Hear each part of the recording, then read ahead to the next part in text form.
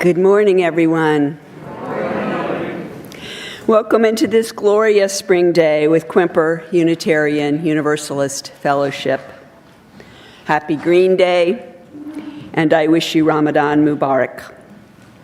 This morning I bring you a poem by Rosemary Watola Trummer. It's called The Question.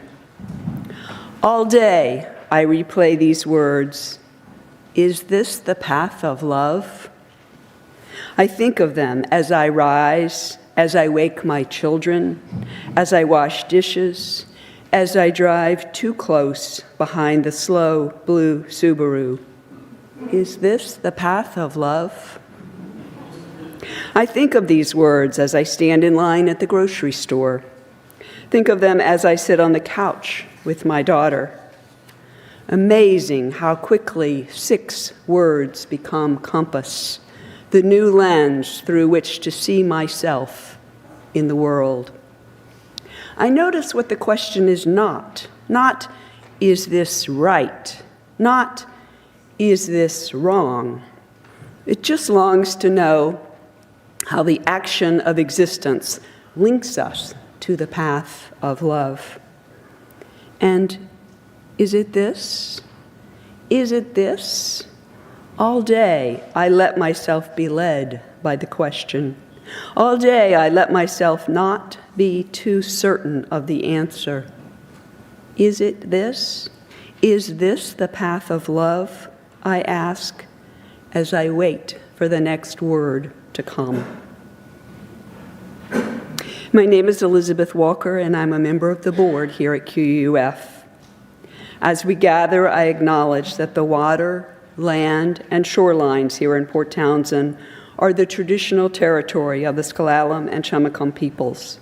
We honor and acknowledge our indigenous members and neighbors and vow to help restore and sustain these homelands. If you're visiting today, I offer a special welcome and invite you to join us for refreshments and conversation in the fellowship hall after the service. We have a newcomers table near the patio doors where our greeters are ready to answer any questions you might have. Welcome to you all this morning. We're glad you're here. Our lovely flower arrangement today was donated by Patrick Johnson in honor of the Irish Poetry Gathering, honoring Irish culture, music, and literature. Unfortunately, some of us were allergic to this lovely flower arrangement. So we took it out to the foyer. Please notice it and be grateful, and don't get too close if you're allergic. We have some announcements. Only 5 days left to get your photo in for the slideshow. We want to see your fabulous faces, so please send a photo either by yourself or with others. Our selfie slideshow will debut on Easter. If you'd like your picture to have a theme, butterflies, spring, or Easter would be great. Send your photo to selfie@quuf.org no later than Friday, March 22nd. We can do this. About the rummage sale, thanks to your many volunteer hours and your generous donations of items to sell, the QUF rummage sale yesterday raised $4,700. Yay! Thank you all for your generosity and hard work. Special thanks to Deb Carroll, who does so much for our congregation. And with everybody who worked on the rummage sale, please stand up and we'll acknowledge you too.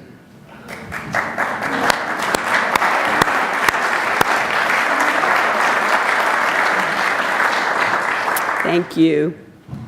In the front of the fellowship hall near the piano, there are pieces of artwork that did not sell in the rummage sale yesterday. We are offering them free to the congregation today. Please take home as many as you wish. And now a personal message from me in support of stewardship. Today is my birthday. Thank you. Amen. Happy birthday, dear Elizabeth. Happy birthday to you. Thank you. I could be enjoying a leisurely breakfast in bed. I could be working in my garden planting spring peas and potatoes, but instead I choose to be here making pulpit announcements and giving my stewardship testimonial. So why am I here on my birthday? Because this is and you are my primary community. Because this space, this sanctuary, which many of you work so hard to raise money for and then build with your own hands, this space is sacred to me, and I am grateful. This is one of the places I call home. This is where I make friends. This is where I ate Christmas dinner. Who would help? Got it. This is where I ate Christmas dinner. This is where I get encouragement to do good work. This is where I feel accepted in my queerness, my motley Buddhist, pagan, feminist spirituality, and my leftist politics. Of course I want to be here on my birthday. I've studied a lot of health psychology. I know the research that shows that generosity improves our mental and physical health. But in my experience, coming from a childhood family with not quite enough money, it doesn't feel so simple. I was a worrying child, perhaps overly frugal. I hoarded my allowance, starting to save for college by the age of 10. In my 30s, I was a single mother and grad student living off of borrowed money, worried about my financial future. Now, retired on a fixed income, I'm fully aware intellectually that I have so much more than most people, but still I feel a need to save for an unknown future. So the prospect of giving away money, what feels like a lot of money, makes me a bit anxious. And you know what? I take deep breaths and do it anyway, because I am clear that this is the path of love. I pledge because I care deeply about QUUF, and I know how much it costs to run this place. I look at what we would miss if we didn't have the money to keep this fellowship and all of its wonderful programs alive. My dream is that this year, through our gifts, we will not only wipe out the deficit, but have enough resources, financial and human, to run programs that bring health and justice to the world. We could do that if each of us gave our fair share. And so, with my money, as well as my energy, I take deep breaths and pledge to give my fair share.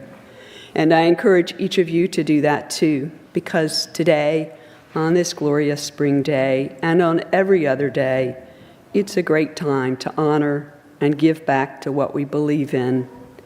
It's a wonderful day to walk the path of love. Let us settle our minds and calm our hearts.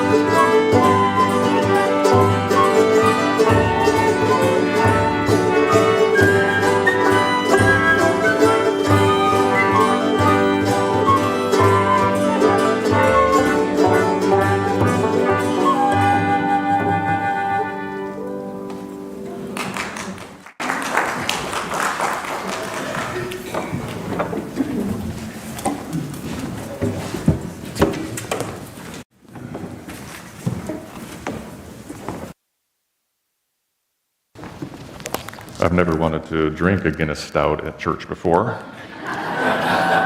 However, our opening words this morning from the Irish poet and theologian Pádraig Ó Tuama. Prayer is a small fire lit to keep cold hands warm. Prayer is a practice that flourishes both with faith and doubt. Prayer is asking and prayer is sitting. Prayer is the breath. Prayer is not an answer always, because not all questions can be answered. And in honor of St. Patrick's Day this morning, we're going to light our chalice with this Irish saying. You're welcome to join in.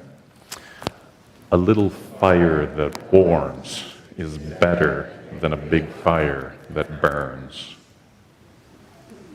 And our opening hymn this morning is number 89, Come, My Way, My Truth, My Life.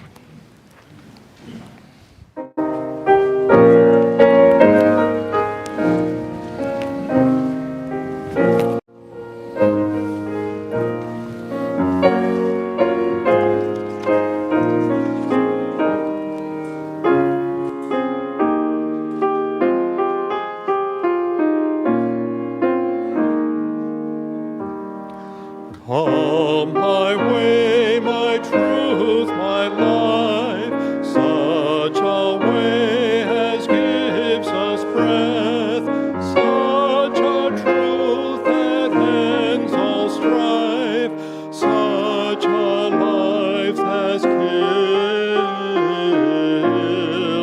death. Come my light, my feast, my strength, such a light that shows a feast, such a feast as bends in length, such a strength as makes a guest. Come my joy, my love, my heart, such a joy as none can move, such a love as none can part, such a heart as joys in love.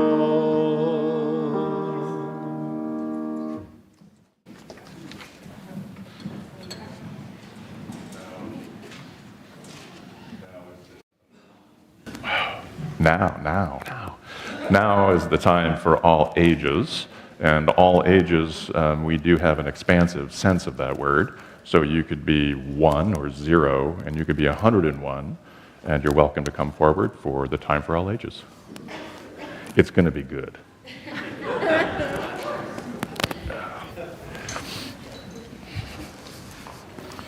Oh, we've got, I knew we'd have one. Come on up. Come on up. You want these here? Yeah, that'd be great. Thank you. Oh. Welcome, welcome, welcome. And Nan's going to come. Of course Nan's going to come. Hi. Hello. Hello. Purple elephants and kitty ears and all sorts of fun stuff. Well, good morning and happy St. Patrick's Day to you all. Today's St. Patrick's Day, a special holiday in Ireland. And what I wanted to do this morning is something I don't think has ever been done in the history of religion. And that is, we are going to create a new ritual right now for St. Patrick's Day. Figured it would be a good thing. And so one of the things about St. Patrick's Day is what's really neat is the symbol of St. Patrick's Day. And the symbol of Ireland is a 3-leaf clover called a shamrock. And I love shamrocks. And so this morning I went out into my lawn, my yard, and I picked 3 shamrocks. And so you can see these little shamrocks. And if you look at your yard, you can probably find shamrocks in your yard. And I wanted to think to myself, I wanted to share the shamrocks with the world, right? I just wanted to cast shamrocks all over the place because they're so neat. And we're so close to spring. So I went to the shamrock store. And I asked if I could buy some shamrock seeds. Check these out. This is like 12 million shamrock seeds. And so this is 2 pounds, i.e. 12 million shamrock seeds. And the ritual that we're going to do today, Gesundheit. You done? Did you get any on you? No. So that's what my neighbor used to tell me when I sneezed. Anyway, so what we're going to do is we're going to create a shamrock out of these green coffee cups that are filled with potting soil. And you guys are going to plant shamrock seeds in here. I know. And then we are going to put this up on the front of on the altar there, so that there's a shamrock in honor of St. Patrick's Day. And what's interesting is St. Patrick, who was the person for whom this holiday is invented or honored, he used the shamrock, a 3-leafed shamrock, to teach a story about Christianity, about the Father, Son, and Holy Ghost. And it's about 1,000 years before any Unitarians existed. And Unitarians would probably pluck off 2 of those leaves. But regardless. So what I invite you to do now is put your hand in the shamrock seeds, and you can plant the shamrocks. Just sprinkle the seeds right on top of there. And just get to feel, oh wow, that's perfect. And you just shrink them right on there. All right. And you can put your hand in, and you can put the shamrock seeds on that one, and you can put the shamrock seeds on that one. And if we're going to let the adults plant their own shamrocks later, and if you would do me the great favor, can you pick up your cup and walk very, very, very carefully over here. And what we're going to do is make a little, I'm going to put this down here for you guys. There you go. So let's put your cups on here. Fantastic. Fantastic. And let's put these in the middle. Look at that. A very happy purple elephant. Look at that. That's fantastic. Thank you so much for creating the shamrock ritual with me. If we could just form an arch and sing our children out, that would be fantastic. Thanks, Nan. Go now in peace. May the spirit of love surround you everywhere, everywhere you may go. Go now in peace, go now in peace. May the spirit of love surround you everywhere, everywhere you may go.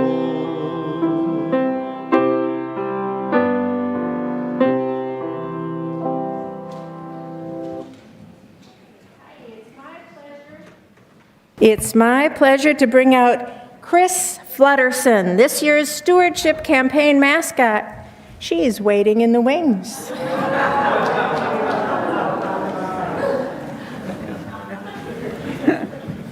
Hello, everyone. I just flew in from the National Mascot Convention, and wow, the workshops were terrific. I am ready to inspire you. We learned people love a good challenge. Is that true? Yes. I've got 4 challenges for you today. Challenge number 1, please get the spectacular Brunchapalooza on your calendar. April 7th, right after the Sunday service. There will be feasting and frolicking with friends and some surprises. We'll also celebrate Reverend Linda Hart's 40th year of ministry. Woohoo! The challenge is to find volunteers to sign up for all kinds of different tasks. Please sign up on the board by the office or contact Robin Steeman or Peg Hunter. Challenge number 2. Get your picture into the selfie slideshow, but you've already heard a little bit about that. Challenge 3. Pick up your pledge packet in the foyer after the service today. We'll mail the rest out on Monday. Wait till you see the gorgeous brochure filled with important information, a beautiful letter from Reverend Linda, and a set of riveting, frequently asked questions from the stewardship team. As always, your pledge is confidential and is recorded by the bookkeeper. Our goal is to get all pledge cards turned in at the Brunchapalooza or before April 7th. Challenge number 4, check out tomorrow's Monday board report about stewardship. It's a gem. Here's my challenge. I told the team I could create a dramatic reveal for the blockbuster opportunity you have this year. But can I do it? Yes, you guessed it. I've got butterflies in my stomach. Are you ready? You ready for the blockbuster opportunity? Good. Let's have a drum roll, please. Thank you. Thank you. A pool of generous donors has offered to match all pledge increases this year. Any increase you make over your 2023-24 pledge will be matched. Your packet has your pledge form and a one-time contribution form. If you make a one-time contribution, that's an increase that will also be matched. Can you believe it? This is a big opportunity to close the budget deficit and fund QUF's mission and work. As we continue on our journey, let's love and support QUUF with our time, talents, and financial support. Let's meet our pledge goal. And never forget, the sky's the limit. The sky's the limit. Thank you.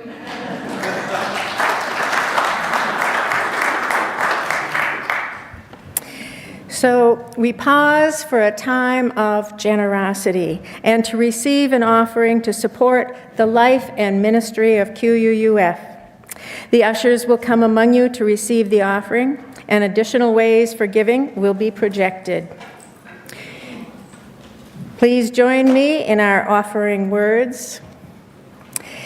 This fellowship is the community of ourselves. Its energy and resources are our energy and resources. Its wealth is what we share.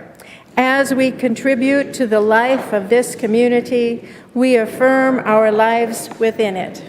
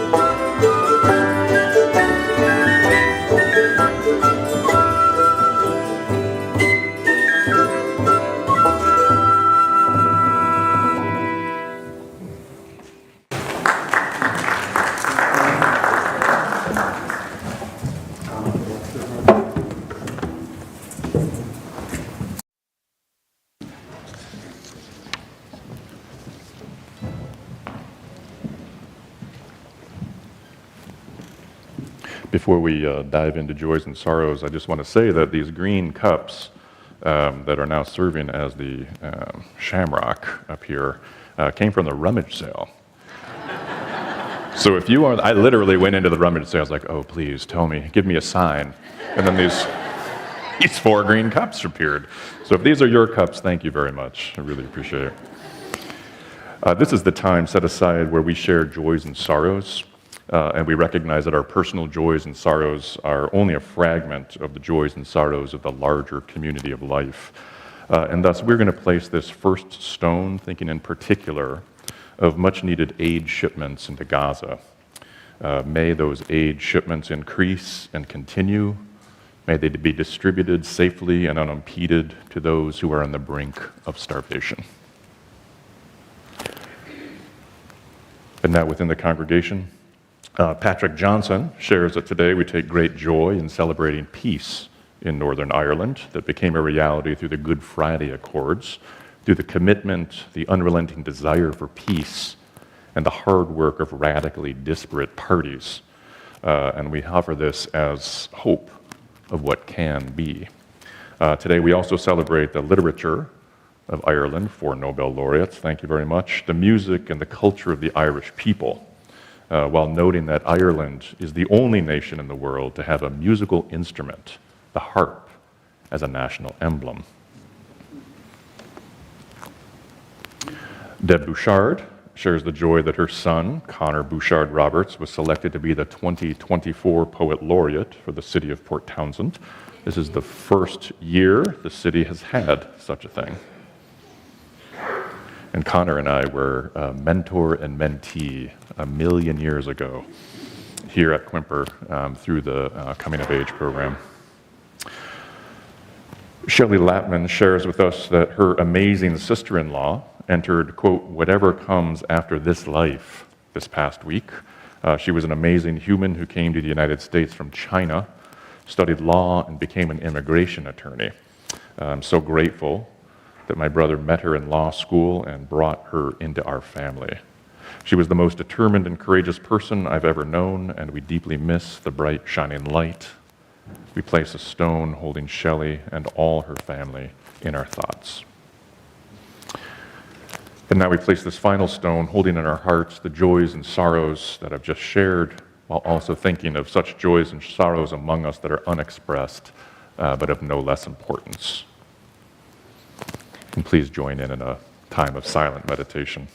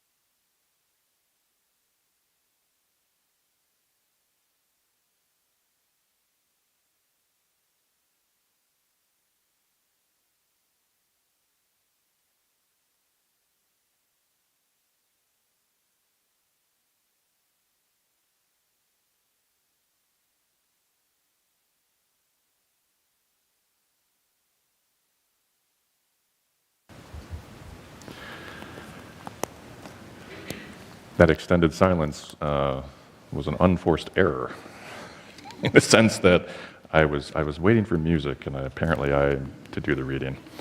It was great. Thank you. Yeah. Let's do it some more.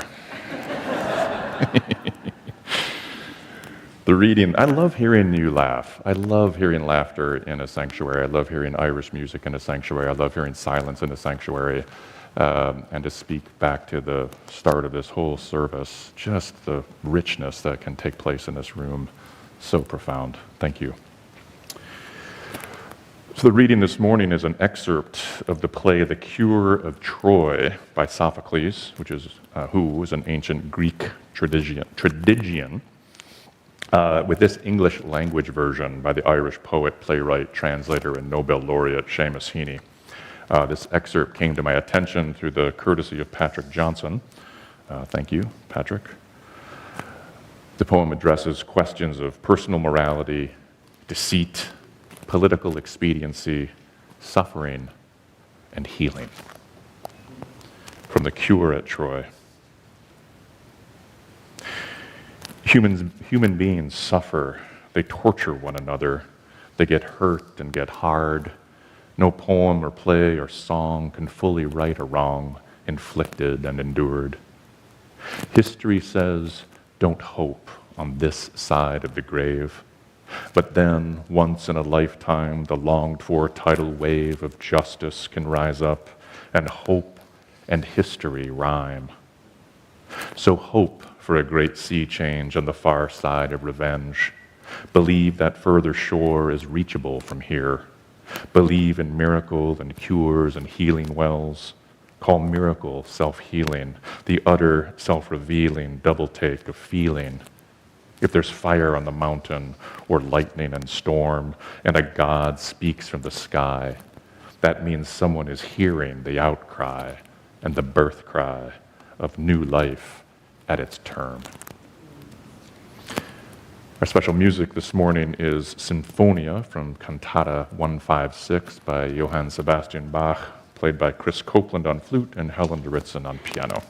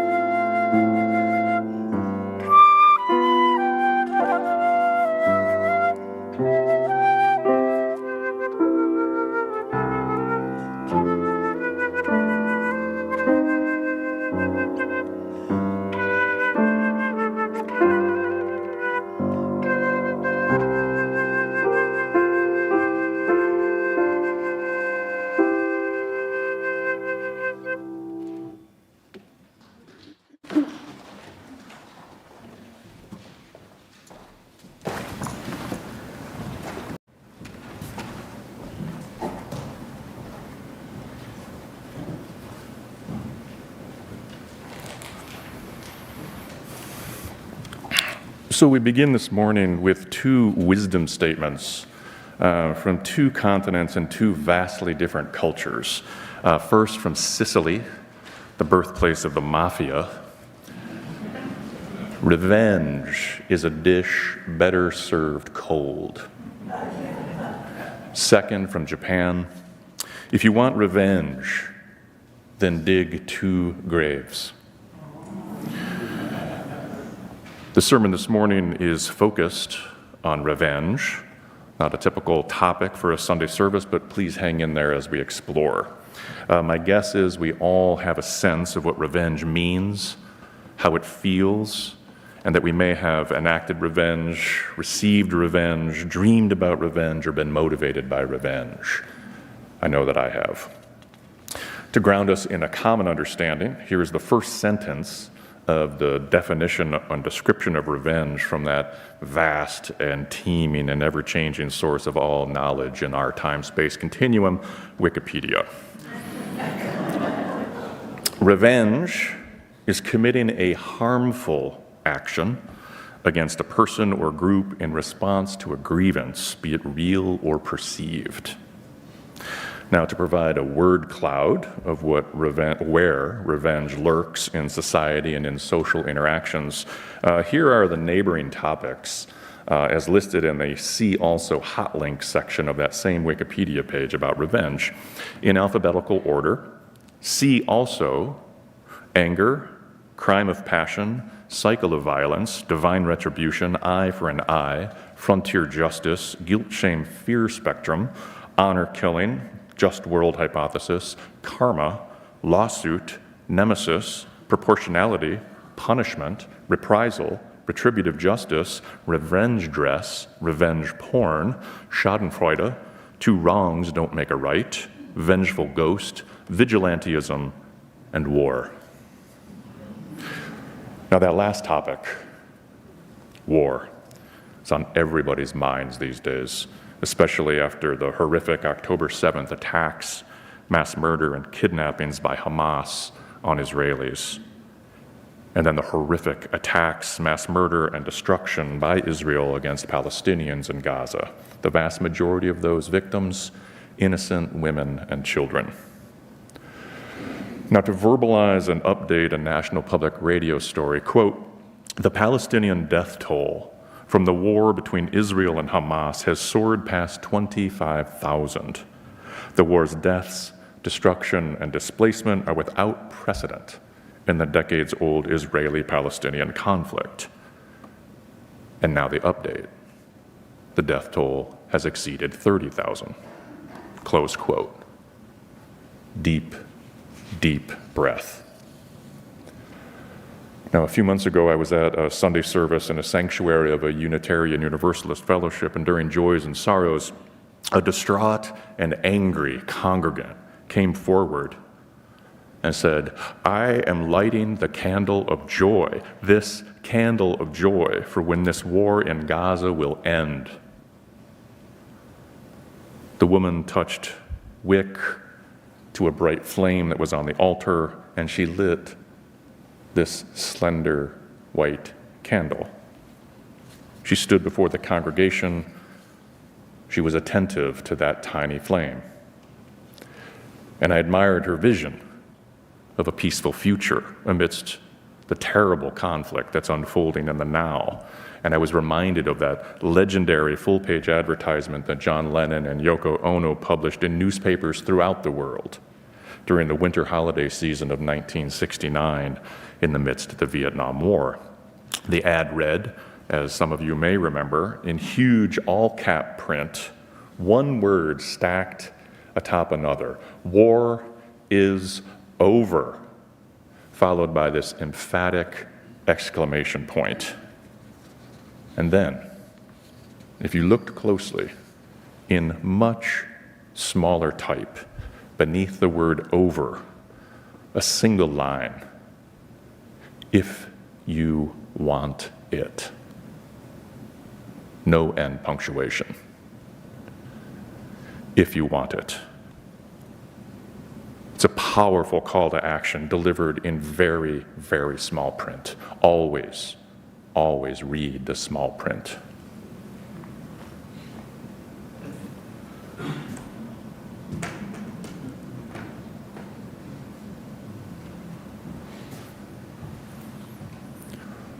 The woman holding her candle of joy continued, speaking with deep emotion to her religious community. We must have a ceasefire immediately. Israel is creating more Hamas. She placed her candle upright in a bowl of sand, and she returned to her place in the congregation. Silence enveloped the sanctuary as her candle became our candle, and a drip of wax slid like a tear down that candle of joy. Small candle, burning. Small candle weeping amidst the other candles of joy and sorrow, burning and weeping. Now I was buoyed by her optimism and the light and the heat that candle represented. She was speaking specifically of the war in Gaza, though I am certain if she visited the online interactive map Global Conflict Tracker, published by the Council on Foreign Relations, she would light another 24 candles for the cessation of conflicts across 5 continents, including the civil wars in Myanmar and Sudan, and the wars in Yemen and the Ukraine. And let's note for the record that the only continents without notable conflict at present are Australia and Antarctica, home of kangaroos and penguins. And what echoed in my heart and my mind was the sentence, the all too true human sentence, simultaneously rooted in the ancient human lust for revenge and the morning news. Israel is creating more Hamas.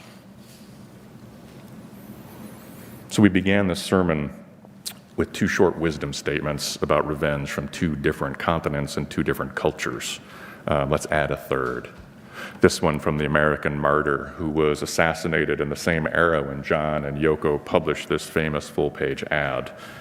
Martin Luther King Jr. said, quote, "That old law about an eye for an eye leaves everybody blind. The time is always right to do the right thing." If you remember anything from this morning's service, please put that quote, plant that quote in your heart. The time is always right to do the right thing, if you want it. So while preparing for this sermon, I bumped into a reference for an academic article entitled "The Benefits, Costs, and Paradox of Revenge" that contained this sentence, quote, "Whereas to seek revenge is motivated by a yearning to see a transgressor suffer, revenge is necessarily preceded by anger, whereas punishment doesn't have to be." Now, with anger in mind, we call forth another wisdom statement. Now, this wisdom statement was printed on a sign atop a nondescript van parked years ago outside a nondescript building in Chinatown in San Francisco. The building was called Memorial Hall, and ready and waiting inside that nondescript building for any and all to experience were these powerful Buddhist relics on the worldwide Heart Shrine Relic Tour. There was an incredibly long line to see and to spiritually feel these relics. And as my friend and I, we decided that we didn't plan this, we just bumped into it, we decided that we would attend.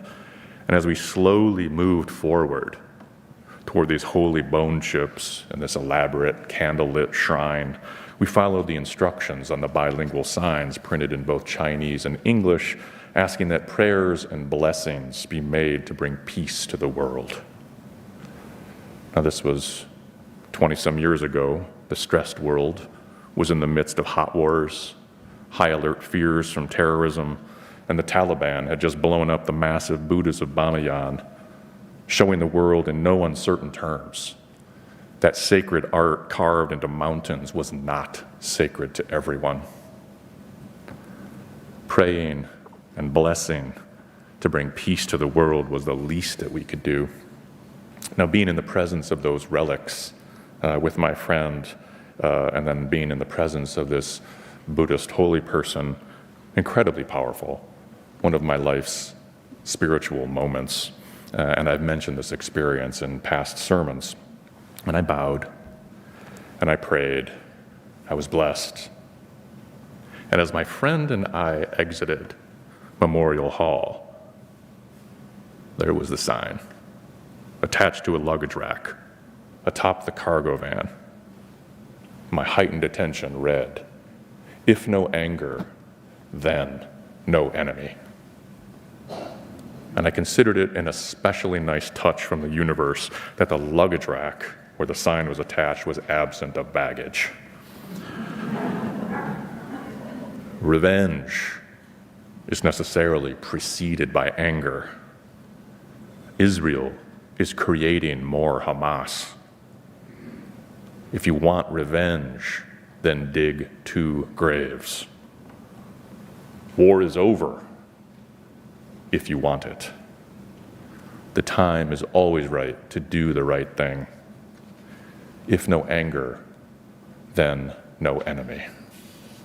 Words appearing in an academic article, words verbalized during a religious ritual of joys and sorrows, a Japanese wisdom statement passed down orally over the centuries, black on white words printed in huge block type, in full-page ads the world over, words given voice by a martyr for peace and racial justice, words written on a sign attached to an empty luggage rack.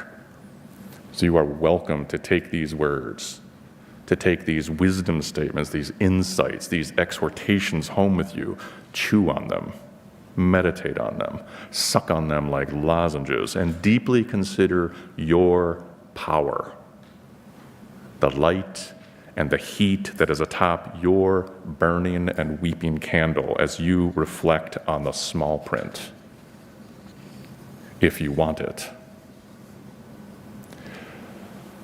And now, more words, beautiful words, deeply and painfully earned, fashioned into a gorgeous piece of literary art by Palestinian poet Taha Muhammad Ali, with his Arabic translated into English by 3 Israeli poets.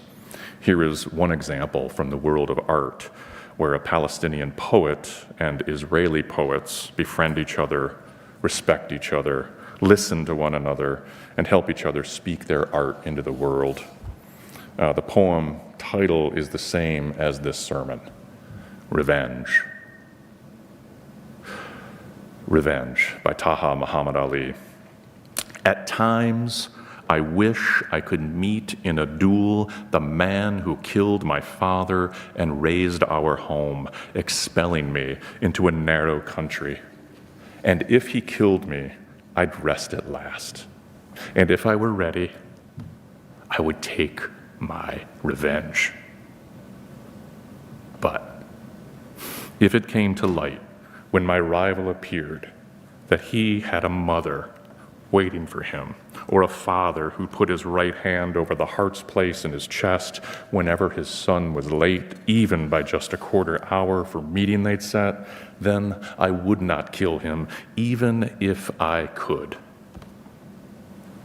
Likewise, I would not murder him if it were soon made clear that he had a brother or sisters who loved him and constantly longed to see him, or if he had a wife to greet him and children who couldn't bear his absence and whom his gifts would thrill, or if he had friends or companions, neighbors he knew, or allies from prison or a hospital room, or classmates from his school asking about him and sending his regards. But if he turned out to be on his own, cut off like a branch from a tree, without a mother or father, with neither brother nor sister, wifeless, without a child, and without kin or neighbors or friends, colleagues or companions, then I'd not add a thing to his pain within that aloneness, not the torment of death and not the sorrow of passing away.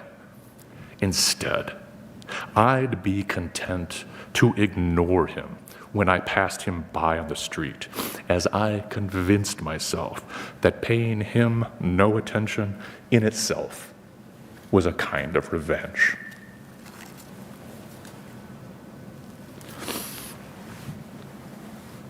this poem, which Taha read here in Port Townsend almost 20 years ago. Taha did visit here. This poem, it's like life. It's beautiful, it's difficult, perhaps a little confounding.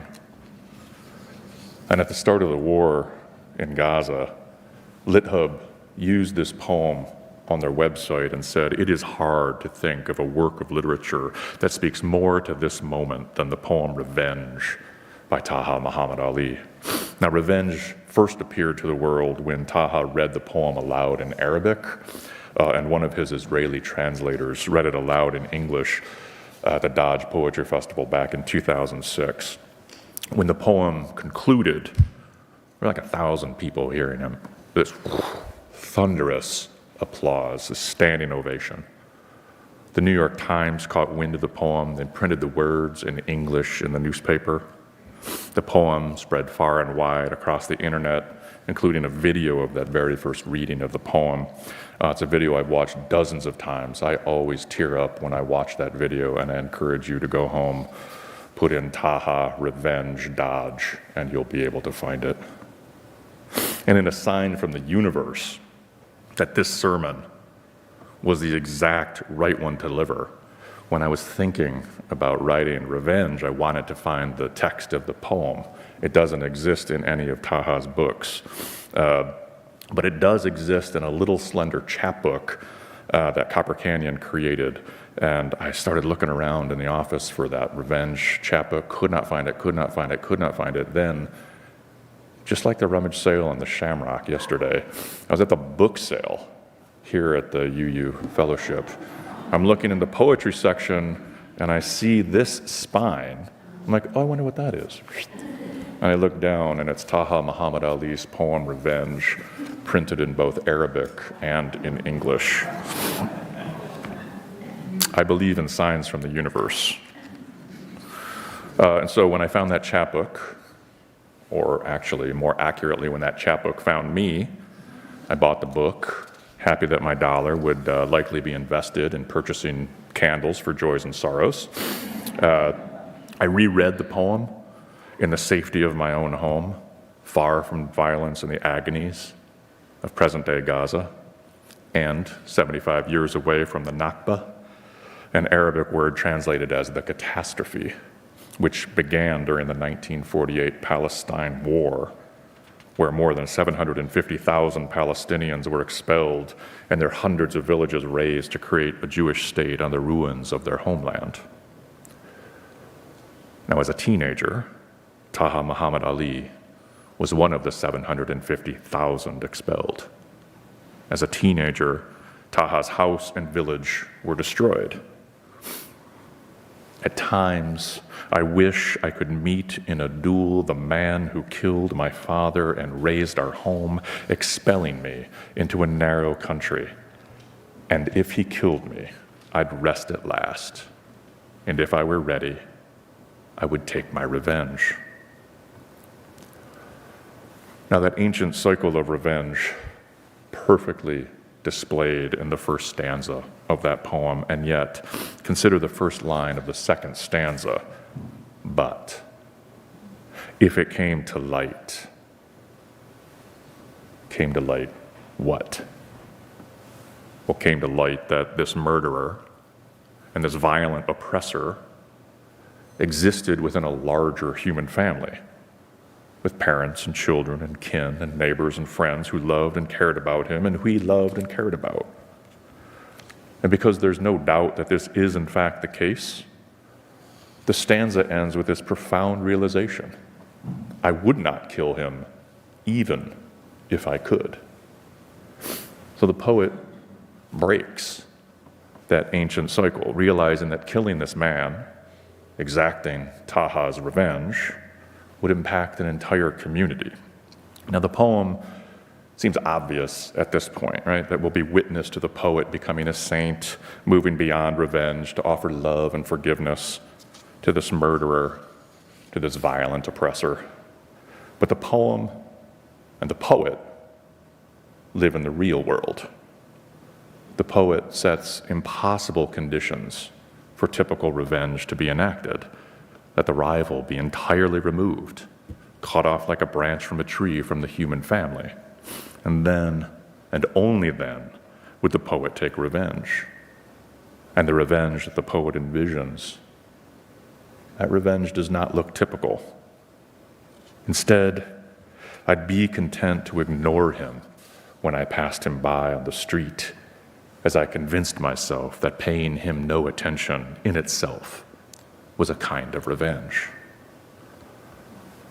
And so to revisit the definition we heard earlier, quote, revenge is committing a harmful action against a person or a group in response to a grievance, be it real or perceived.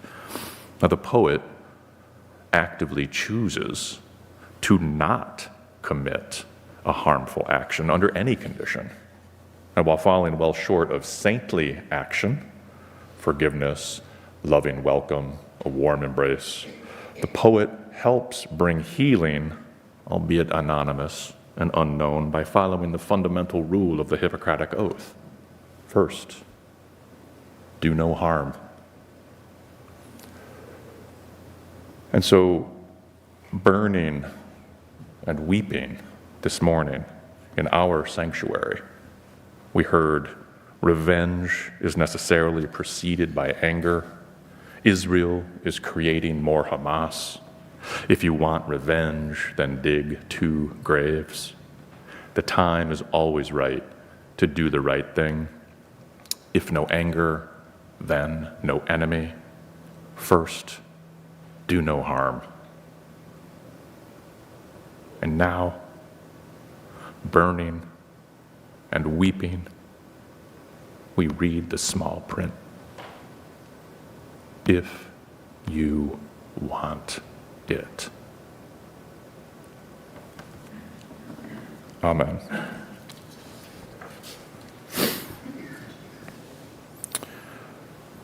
Our closing song is hymn number 108, My Life Flows On. Please rise in body or spirit.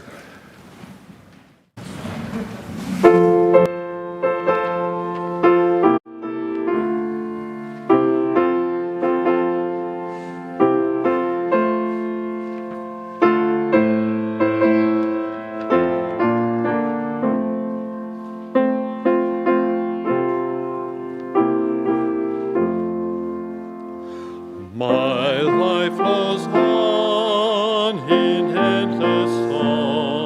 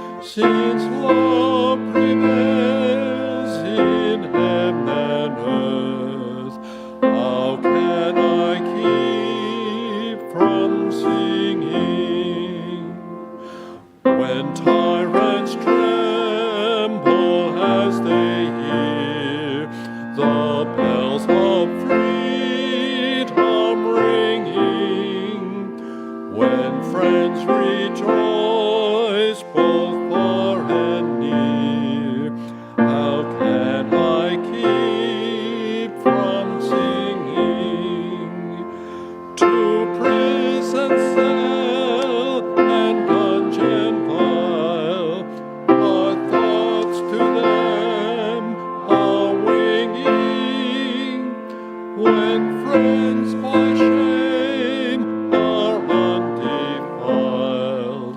How can I keep from singing?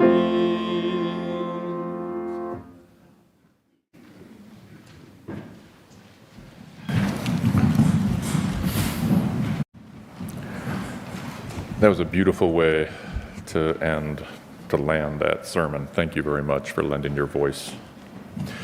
Our closing words this morning, a beautiful and short poem by Antonio Machado.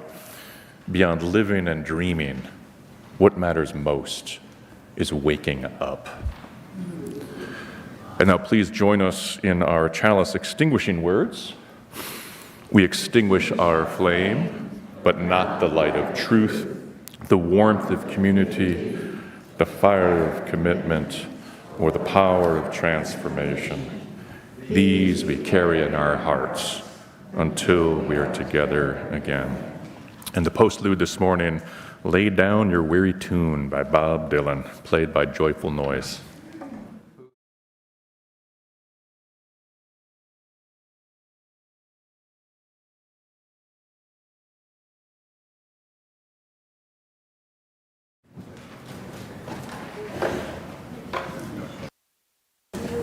Who's on first?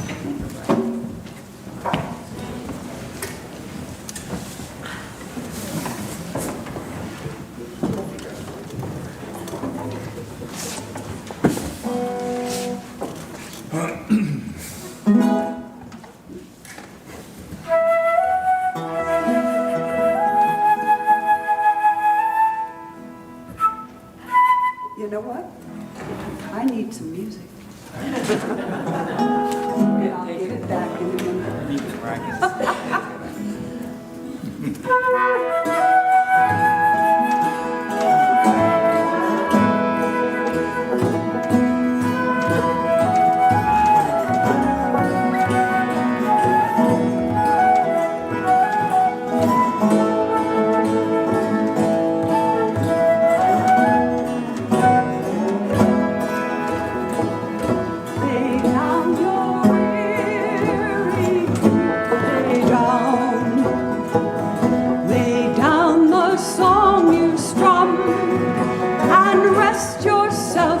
Strength of spring, no voice can cope to hum. Struck by the sounds before the sun, I knew the night had gone. The morning breeze like a bugle blew against the drums of dawn. Lay down your weary tune, lay down the song you strum, and rest yourself neath the strength of string. No voice can cope to hum. Struck by the sounds before the sun, I knew the night had gone. The morning breeze like a bugle blew against the drums of dawn. Lay down your weary tune, lay down the song you strum, and rest yourself neath the strength of string. No voice can cope to hum. The ocean wild like an organ played. The seaweeds wove its strands. The crashing waves like cymbals crashed against the rocks and sand. Lie down your weary tune, lay down the song you strum, and rest yourself neath the strength of string. No voice can cope to hum.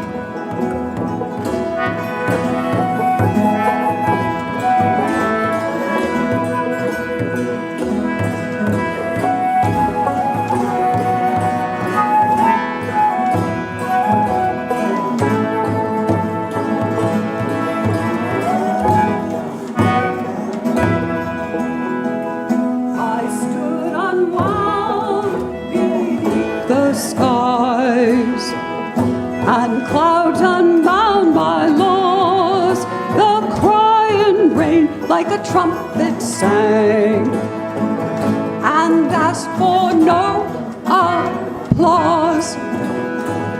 Lay down your weary tune, lay down the song you strum, and rest yourself 'neath the strength of string. No voice can